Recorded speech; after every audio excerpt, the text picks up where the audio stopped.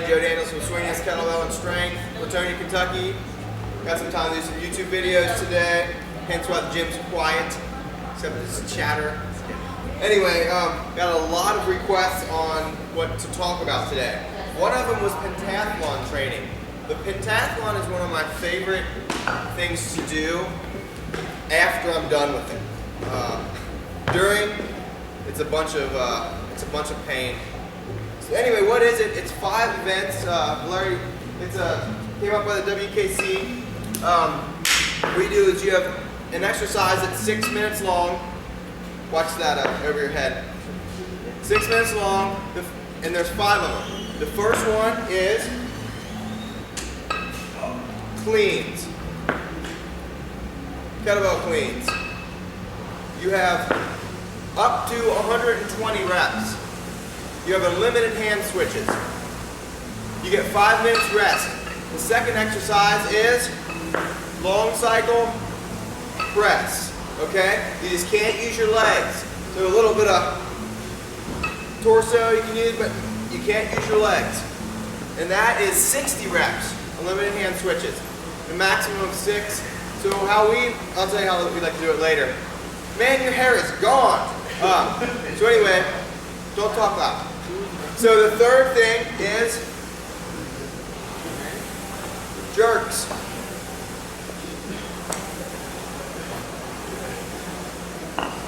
High rep number, 120 in 6 minutes. You got 5 minutes of rest. The fourth one, half snatch. So your full snatch is, and back down. Half snatch is here and down. So snatch, rack position, down. Snatch, rack position, down. This one is very tough. If you're not used to it, what happens is, it's very fast. It's, 18 reps a minute. So that becomes, I believe, 108 on the 6 minutes. And then the last exercise is push press. So what I like to teach is, use the body, drive the knees, don't come up too much off, use your calves. I'm trying to keep the heels on the ground if you can. This one's fast too, 120 reps, so it's quick. It's hard not to jerk once you get really far into that. So anyway, what you get is, you get points for number of reps. You get points for what bell you use. Can't remember exactly what they are, but let's just say yellow is 1 or whatever. So if I do 120 reps, I get 120 points. You add them all up. That becomes your score at the end. It's awesome because you can see how you're getting better progressively. So anyway, we like to have, when we have a large group of people, we set a date that we're going to do the pentathlon. You train your whole body at the same time. Your shoulders get smoked, your lockout gets smoked, grip, you gotta be careful, there's a lot. I mean, you end up doing 30 minutes straight, 30 minutes of stuff with, so it becomes a whole 50 minutes, 30 minutes of that is work. So anyway, tips on the pentathlon. What I like to do is, when I first started doing a pentathlon, I highly do not recommend someone starting off with the 6 minutes. Right, Trent? Right, John? Trent just started. He goes, yeah, I'll do 3 to 4 minutes. You want me to do 3 to 4 minutes? Well, he just kept going on with John. Ended up doing 6 minutes on every exercise his first time and being here less than 2 months. He did awesome. So anyway, I don't recommend that, but he's got good control of his body, and his form's really good. So he wasn't getting injured, he wasn't getting hurt, he wasn't crying yet. So we let him keep going, and he did it. I think it really helped him to see what kettlebell sport's about. Anyway, start at maybe 3 minutes. If you have somebody you've been working with for a few months, say, hey, guess what? We're going to do a half pentathlon, half pentathlon. So you do 3 minutes. Give yourself, cut down the rest a little bit, or you can even keep the rest. Then you can work up. I'm going to do 4 minutes the next time I do it. 3.5, whatever, 4, 5, 5.5, until you get to 6.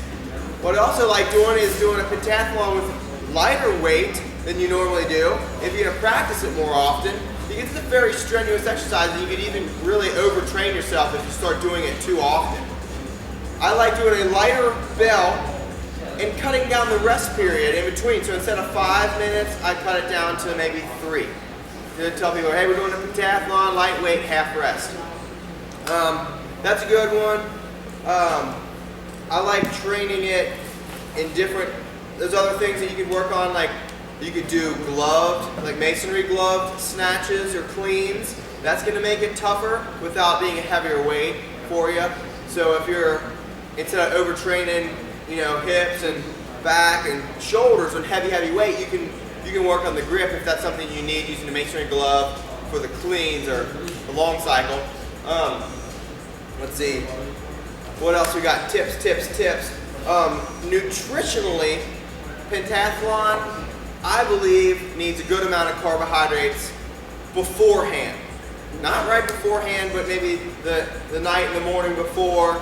Just make sure you're kind of topped off glycogen levels. It's very hard to do on like a fasted, you know, I'm not eating anything type diet that a lot of people are doing intermittent fasting lately. But anyway, it takes a lot of work. And intra, during breathe. Yeah, hey John, we're gonna get to that. It says breathe. Breathing's very important. So that comes to what you do during your rest period.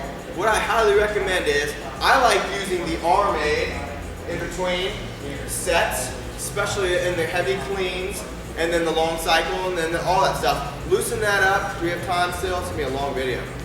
I think so, yeah. Cool. I like using the arm aid to loosen up some of that forearm pump. I don't know if it's allowed in